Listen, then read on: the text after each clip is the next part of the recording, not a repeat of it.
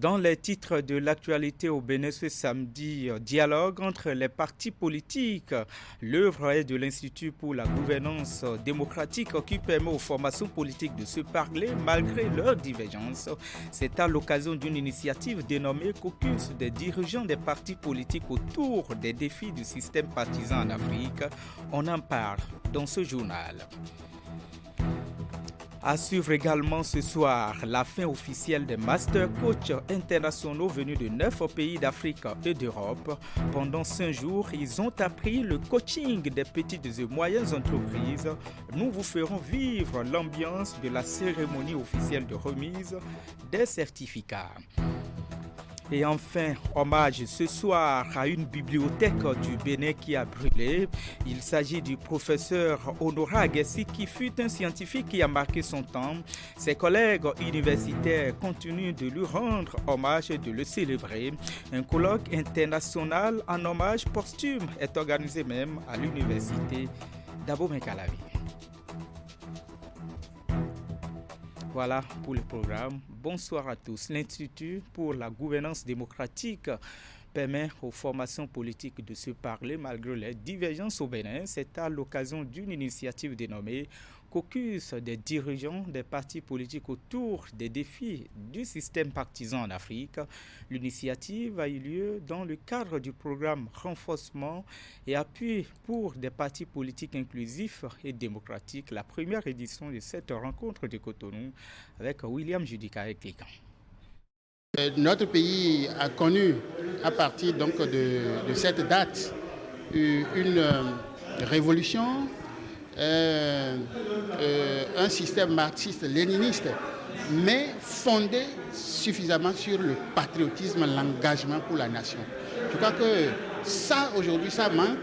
Et des comités créés qui, justement, animaient la vie politique et faisaient que tous les citoyens étaient engagés dans la lutte pour l'émancipation de notre pays. Je crois que ça manque. La formation au patriotisme et à l'engagement pour l'amour, n'est-ce pas, du pays, je crois qu'aujourd'hui, il revient aux partis politiques de faire cette formation, mais ce n'est pas tous les partis qui ont les moyens.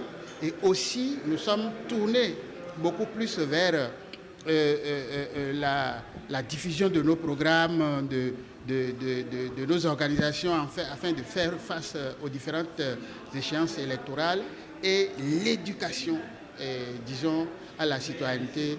Je crois que c'est un peu faible aujourd'hui. Il y a le gouvernement militaire qui a pris le pouvoir le 26 octobre, mais après, c'est en 1975 qu'il y a eu la proclamation du marxisme-léninisme que nous avons vécu. Donc chaque pays, en fonction de l'ère du temps, vit au rythme des pas que les dirigeants le soumettent. Et nous avions vécu, le Bénin a vécu en ce moment ce régime révolutionnaire qui a fait ses preuves, malheureusement, est venu à son apogée et nous avons vu ce déclin qui, en 1990, on a été obligé d'instituer, de revenir encore. Il n'y a pas eu que de mauvaises choses, il y a eu des succès, mais avec le temps, ce système n'a pas survécu et voilà. Aujourd'hui, nous sommes en train de faire nos pas depuis 1990 sur le chemin de la démocratie, qui connaît également ses problèmes et personne ne peut le nier. Nous espérons que les acteurs politiques que nous sommes, nous pourrons réinventer encore les solutions qu'il faut pour redresser la barre. Les choses sont allées très vite. C'était plutôt, disons, l'avis de certains responsables des partis politiques sur l'événement historique de l'histoire politique du Bénin, sur la date que vous avez certainement aussi, vous avez connaissance de cette date. Je parle justement de la date du 26 octobre, le 26 octobre qui rappelle l'avènement au pouvoir du général, le feu général Mathieu Kérékou. Autre volet de l'actualité, on parle maintenant de cette inauguration de la mise en service officielle de la salle informatique du Collège d'enseignement général 2 de Boycon. Nous sommes dans le département d'Izo. L'infrastructure est réalisée dans le cadre du projet Réimaginons l'éducation des jeunes, mais aussi des adolescents mis en œuvre par l'UNICEF avec le soutien de 26 énergies à travers son partenariat UNICEF France. Les détails avec Imetele Damousson. Remise à neuf, la salle est aussi équipée en matériel informatique. L'infrastructure est implantée au Collège d'enseignement général 2 de Boïkon. Inaugurée et mise officiellement à la disposition des bénéficiaires, on y retrouve près d'une vingtaine d'ordinateurs ainsi que tous les accessoires nécessaires pour permettre à la communauté scolaire, surtout les apprenants, d'effectuer des recherches et autres travaux. Bien plus qu'un simple espace équipé de technologies modernes. La salle informatique, elle incarne l'espoir, l'opportunité et l'égalité des chances pour tous les élèves et toutes les filles ici présentes. Elle représente un tremplin vers un avenir meilleur où chaque enfant, chaque fille, chaque garçon peut développer son plein potentiel et contribuer donc de manière significative au développement de sa communauté à la base. Merci parce que vous avez choisi de nous sortir, nos apprenants de l'analphabétisme.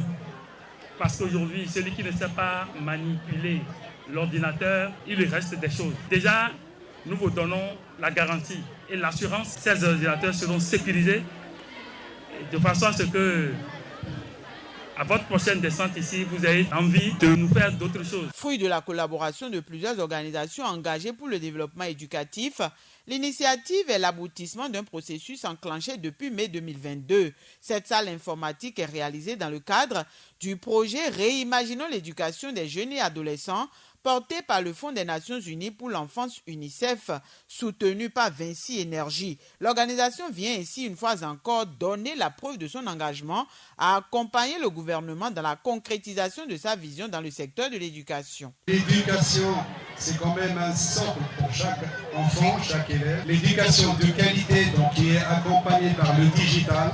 C'est dans ce cadre-là qu'on s'inscrit. Ça fait déjà plusieurs actions que UNICEF Bénin mène dans notre système éducatif pour le bonheur de nos apprenants, pour le bonheur de notre école.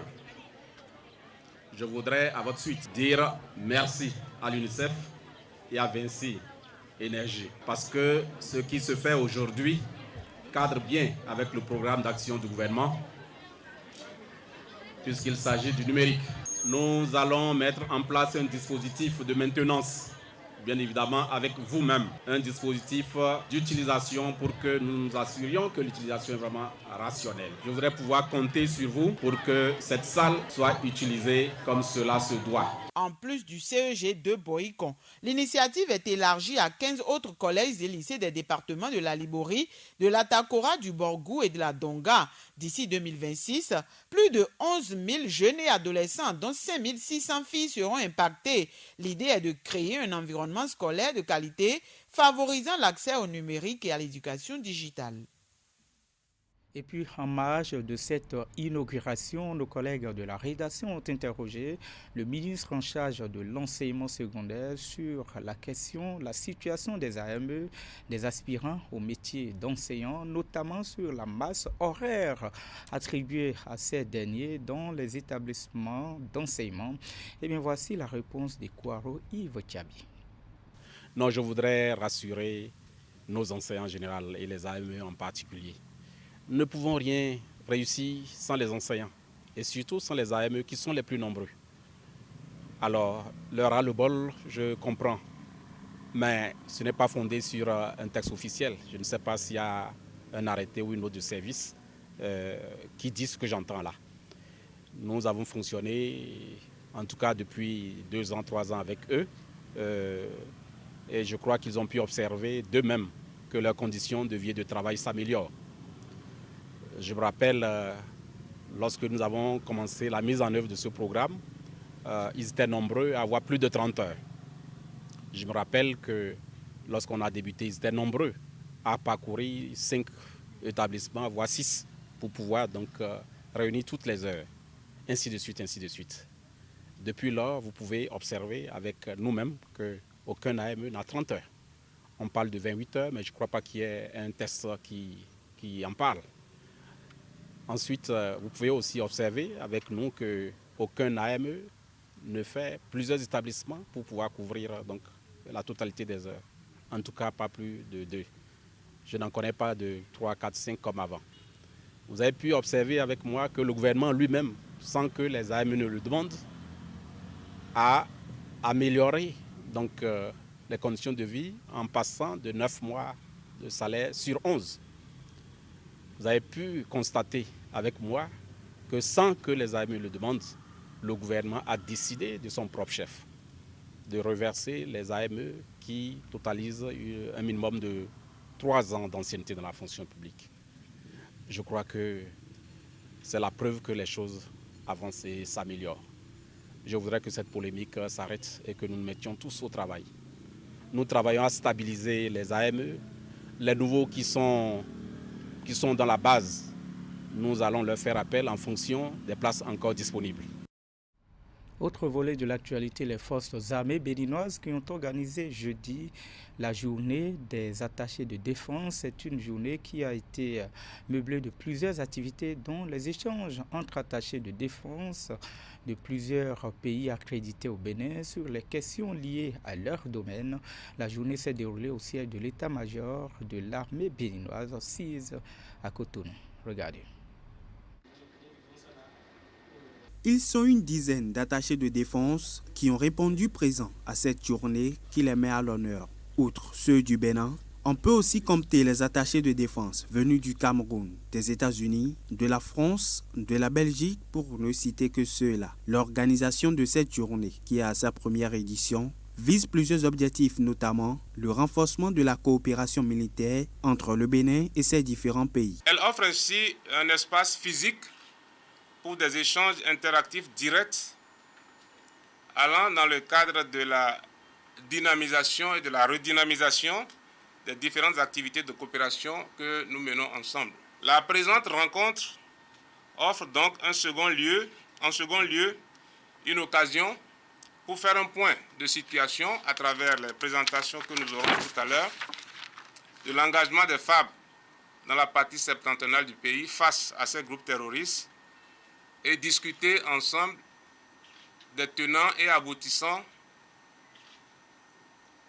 de ce combat. Le statut de la séance d'échange ainsi tracé aux différents participants, place a été faite au chef division opération et entraînement pour procéder à une présentation de l'historique des attaques terroristes au Bénin, les mesures prises, les perspectives ainsi que les besoins des forces armées béninoises. Ceci dans la lutte contre le terrorisme dans la partie septentrionale du Bénin. A été déclaré comme zone d'intérêt militaire, donc un genre de no man's land. L'initiative de cette journée est désormais un pas vers la coopération renforcée entre le Bénin et bon nombre de pays qui vivent les mêmes réalités en ce qui concerne la menace terroriste qui est désormais une préoccupation imminente pour tous les États. Je reste convaincu que des rencontres du genre peuvent nous outiller davantage et faciliter l'accomplissement des missions qui sont les nôtres dans l'intérêt de chacun de nos pays. En mettant cette plateforme en place, on est sûr de pouvoir un peu, non seulement relayer un peu ce qui est fait de façon originale au Bénin, mais peut-être susciter peut-être quelques aides ou quelques partages d'expérience avec ceux qui ont connu la même situation que nous. Les forces armées béninoises sont conscientes des défis sécuritaires de ces dernières années et en appellent à une synergie d'action et de coopération bien nourrie entre les attachés de défense de ces différents pays pour mieux faire face à ces défis. On reste toujours dans la capitale économique du Bénin, Cotonou, qui a reçu le 26 octobre 2023 les acteurs clés du monde de l'assurance pour cette 9e édition du Forum des marchés de l'assurance. Les travaux s'animent autour des défis actuels et futurs du secteur. Il s'agit pour ces acteurs de réfléchir donc à de nouvelles stratégies pouvant contribuer à façonner l'avenir de l'assurance sur le continent africain. Les détails, la Covid-19, l'accélération du développement du numérique sur notre continent, les exigences réglementaires, l'instabilité politique entraînant la remise en cause de l'ordre constitutionnel dans plusieurs États de l'Afrique francophone. Ces réalités sont une infime partie des menaces auxquelles est confronté le secteur de l'assurance en Afrique. Cette 9e édition du Forum des marchés d'assurance est le lieu pour ces acteurs de se pencher sur les grandes questions d'actualité du secteur. Ceci en vue de trouver des stratégies pouvant contribuer à façonner l'avenir de l'assurance sur le continent africain. Vous comprenez qu'il s'agit d'un forum de haut niveau et donc ma fierté est celle de l'ensemble du marché béninois de l'accueillir à Cotonou. Je voudrais donc nous encourager à mener au cours de nos assises des débats ouverts et inspirés en vue d'en tirer des conclusions riches en enseignements et faciles d'application pour l'avenir de nos sociétés. Experts, professionnels et décideurs du secteur de l'assurance venus de divers horizons, ils sont plus d'une centaine de participants à prendre part à ces assises pour trouver des solutions aux nouveaux challenges qui s'imposent à ce secteur. Les échanges et analyses se mènent autour du thème « Marché de la zone FANAF entre défis et perspectives ». Nous suivrons successivement et particulièrement les présentations concernant les problématiques de développement des marchés en donnant la parole aux marchés qui vivent au quotidien les réalités. L'état des lieux et perspectives du relèvement du capital social en écoutant la présentation que nous fera la CIMA.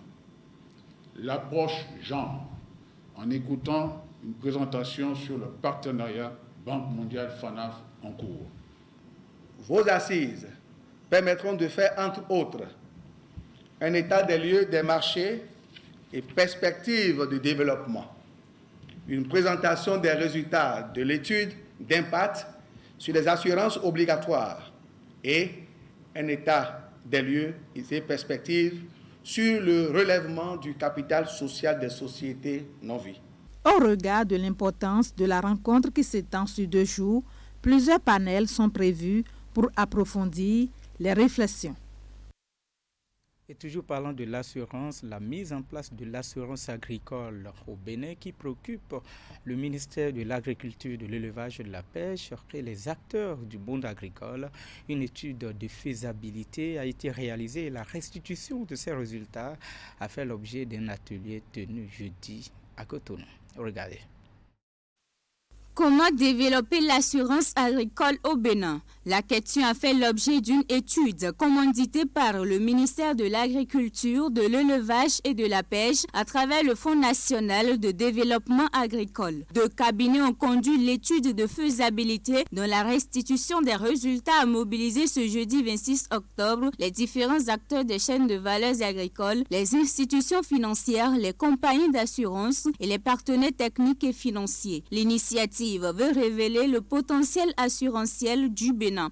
La question de l'absence de l'assurance agricole est souvent dénoncée comme un handicap majeur au financement, aussi bien par les acteurs de l'offre de crédit que par les demandeurs.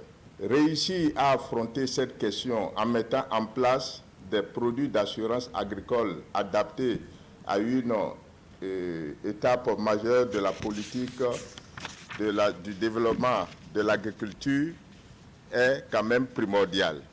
Depuis 2018, la Suisse accompagne le FNDA, partenaire de notre programme d'appui au Fonds national de développement du secteur agricole, pour faciliter l'accès au financement des acteurs du secteur agricole. Vu cet engagement et le savoir-faire de la Suisse en matière d'assurance, la coopération suisse s'est intéressée à se positionner sur le sujet à accompagner le gouvernement béninois.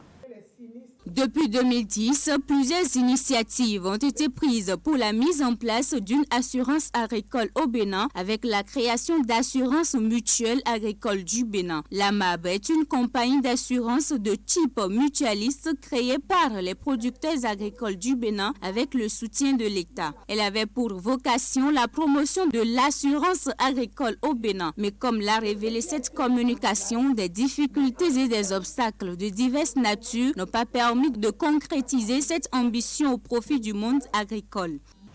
Laisser la situation à l'État serait un aveu d'impuissance des décideurs que nous sommes face aux conséquences désastreuses qu'engendre la survenance des catastrophes sur les exploitations agricoles.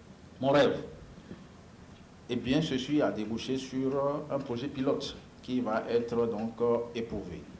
Mon rêve, au-delà de cette phase pilote qui permettra d'éprouver les propositions issues de l'étude de faisabilité, c'est d'œuvrer pour la création d'une compagnie nationale d'assurance agricole au Bénin. Les résultats de l'étude de faisabilité pour le développement de l'assurance agricole au Bénin permettront donc aux différents acteurs d'approfondir les réflexions et de proposer des stratégies efficaces pouvant permettre au Bénin de disposer d'une assurance agricole avec des produits adaptés aux besoins des producteurs pour le développement de l'agriculture. En titre des Master Coach internationaux venus de 9 pays d'Afrique et d'Europe qui étaient en séminaire de formation à Cotonou du 23 au 27 octobre 2023. Ils ont appris pendant 5 jours le coaching des petites et moyennes entreprises.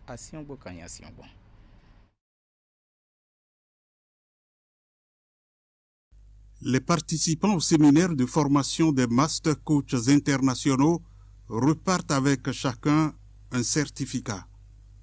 Après 5 jours de renforcement organisé par la GIZ à travers le projet Centre Innovation Verte, ils se disent satisfaits des connaissances acquises.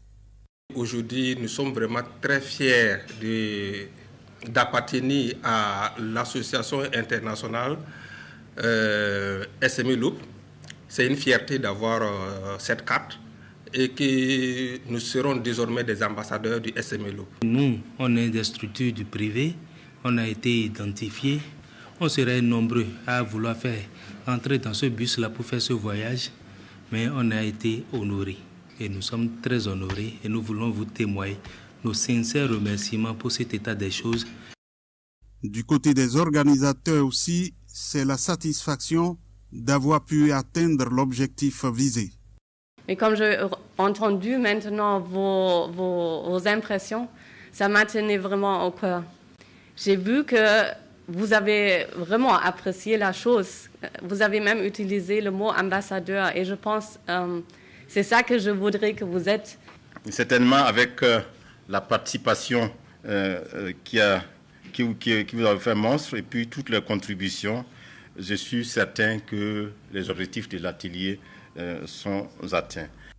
Avec ce certificat en main, les coachs internationaux sont désormais capables d'encadrer des promoteurs de petites et moyennes entreprises de leurs pays respectifs. Ceci afin de leur fournir les outils nécessaires pour développer leurs entreprises. Le gouvernement du Bénin, à travers le ministère de la Santé, a entamé depuis le 20 octobre la campagne de lutte contre la mendicité des enfants dans les carrefours et autres lieux de la ville de Cotonou et la lutte contre les occupements des terres pleins centraux et les espaces publics. C'est dans ce cadre que le préfet du littoral, Alain Roula, a effectué une descente dans certaines rues de Cotonou, notamment le 5e arrondissement de la ville, afin de sensibiliser les occupants des terres pleins centraux. Déterminé à accompagner chaque action du gouvernement pour hisser Cotonou au rang des grandes villes africaines, le préfet du littoral, Alain Orunla, a effectué ce mercredi une énième descente dans la ville vitrine du Bénin. Une descente effectuée dans le 5e arrondissement et qui s'inscrit dans un premier temps dans la volonté affichée par l'autorité préfectorale de faire comprendre aux populations la nécessité de libérer les trottoirs, des pleins centraux et autres espaces publics. C'est vrai que nos compatriotes commencent à comprendre, mais il y a encore des poches de résistance. Il y a des gens qui peinent à comprendre ce travail que nous faisons, ce travail de salubrité, ce travail de sécurité. C'est vrai que quand on parle d'abord de libération de l'espace public, ils ont l'impression qu'on les persécute, alors que c'est eux qui envahissent l'espace public et qui persécutent les citoyens qui doivent pouvoir circuler librement sur les trottoirs. Les citoyens à qui l'on doit garantir un environnement sain, beau et agréable. Dans cette veine de toilettage de la ville, la délégation du préfet du littoral a également poursuivi avec la campagne de lutte contre la mendicité des enfants dans les carrefours et autres lieux publics de Cotonou, lancée le 20 dernier par le ministère des Affaires sociales et de la microfinance. Les gens en situation de mendicité, ça peut être perçu comme la chasse à la pauvreté. Et nous sommes fiers de faire la chasse à la pauvreté, pas aux pauvres. Parce que quand on fait la chasse à la pauvreté, c'est pour restaurer la dignité humaine. On peut faire autre chose que de mendier et on peut l'organiser. Donc, a priori, c'est des personnes comme les autres qui vont être conduites vers ce centre pour que déjà on puisse réduire le nombre de personnes en cette situation dans notre ville, dans notre département. Et puis la prise en charge est faite par des spécialistes sous l'égide du ministère des Affaires sociales et de la microfinance. La campagne de lutte contre la mendicité des enfants dans les carrefours et autres lieux publics lancée par le ministère des Affaires sociales et de la microfinance prendra fin le 31 octobre 2023. Mais au dire du préfet du littoral, ces actions resteront permanentes dans la ville de Cotonou. Et puis cet hommage dans ce journal, je vous le disais dans mes titres, l'homme ne cesse d'être célébré par ses collègues. Il s'agit du feu professeur Honorat Agassi qui fut un scientifique hors pair ayant marqué son temps. Un colloque international en hommage posthume à ce professeur se déroule à l'université d'Abomey-Calavi depuis le 26 octobre dernier. Le développement endogène à l'épreuve de la globalisation en Afrique est au cœur des réflexions. Les détails, Teddy Goudalo. À titre posthume, le monde universitaire rend ici hommage à professeur Honorat Agassi. Ce colloque scientifique international qui se déroule à cet effet traduit l'engagement de ces anciens chercheurs aux valeurs qu'incarnait l'homme de son vivant. Le travail du professeur Honorat Agassi s'est concentré sur la promotion des formes endogènes de gouvernance et de prévention des conflits en Afrique. Dans la plupart de ses communications, il estimait d'ailleurs que l'Afrique devrait suivre une voie de développement basée sur son propre héritage culturel et historique, plutôt que de s'appuyer sur des modèles externes. 157 intervenants ont confirmé leur participation à cet éminent rendez-vous intellectuel et de partage de connaissances scientifiques. Ceci donne la preuve indiscutable de l'enthousiasme que cristallise la thématique du colloque de la Société béninoise de socio-anthropologie et d'anthropologie en hommage posthume à cet éminent intellectuel, ce citoyen du monde. La rencontre est initiée par la SOBESA, entendez, Société béninoise de sociologie et d'anthropologie. Elle mobilise les attentions sur la question du développement endogène à l'épreuve de la globalisation en Afrique. Une thématique qui fait objet d'une conférence inaugurale présidée par le professeur Albert Timbe Azalou. Nous sommes très heureux de vous accueillir à l'occasion de cette importante rencontre dont l'objectif est d'interroger les systèmes endogènes face aux enjeux et défis de développement en Afrique. L'Afrique, pour amorcer un développement véritable, doit compter sur ses propres forces, en valorisant ses potentialités locales. Cette cérémonie d'hommage, à titre posthume, vient à la suite de celle à titre anthume organisée sur le campus d'Abomey-Calavi du 10 au 12 avril 2019. J'exprime vivement mon souhait de voir la cérémonie d'aujourd'hui se transformer en une habitude, que dis-je, en une tradition dont vous aurez à définir les modalités d'organisation. Et à un maître qui s'en va, telle une bibliothèque qui brûle, il faut rendre un hommage mérité. La SOBESA a pour mission de faire connaître au public l'importance de la sociologie et l'anthropologie dans le développement social, économique, politique et culturel. D'un colloque à un autre, on parle maintenant du vaudou. Le vaudou à la créativité ainsi qu'à l'éclosion des talents dans le domaine de l'art. C'est une initiative de la Commission permanente communication, art et culture de l'Académie nationale des sciences, arts et lettres du Bénin pour mettre en lumière l'apport du vaudou à l'art béninois. Le vaudou prête à l'art, c'est un fait, mais sous quelle forme, par quelle alchimie et dans quelle proportion? Le débat est constant. Il s'invite une fois encore à ce colloque dont le thème « Spiritualité et création artistique au Bénin d'hier à aujourd'hui » suggère une exploration d'œuvres portant la signature d'auteurs locaux pour en relever des influences réelles. Au-delà du charabia scientifique, très concrètement, nous sommes donné rendez-vous ici pour répondre à l'interrogation suivante. Le vaudou est-il une source d'inspiration dans les arts au Bénin? Cette interrogation est débarrassée de tout prosélytisme. C'est une question importante. C'est une question dont les implications sociologiques et politiques sont évidentes. Il s'agit cette fois-ci de fouiller parmi les artistes créateurs, disons tout l'art. Il s'agit de vérifier comment est-ce que ces artistes empruntent les outils du vaudou, les outils de la spiritualité de chez nous pour donner à voir les valeurs de chez nous.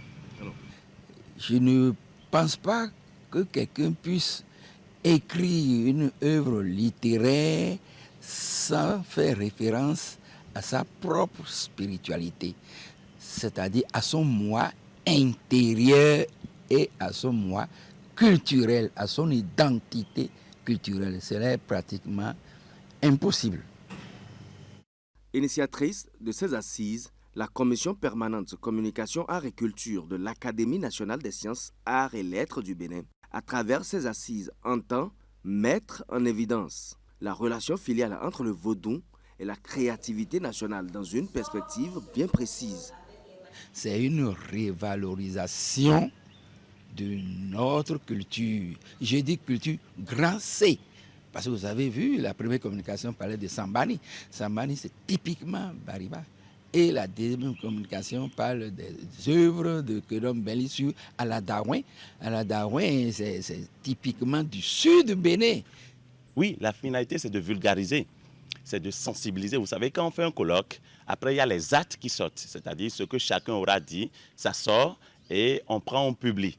Et quand on publie, on vulgarise. Et par exemple, moi, je suis enseignant. Et quand on dit, par exemple, aux enfants, vous vous appelez Jean, par exemple, c'est bien de s'appeler Jean, mais ce n'est pas mauvais de s'appeler, par exemple, Maouillon.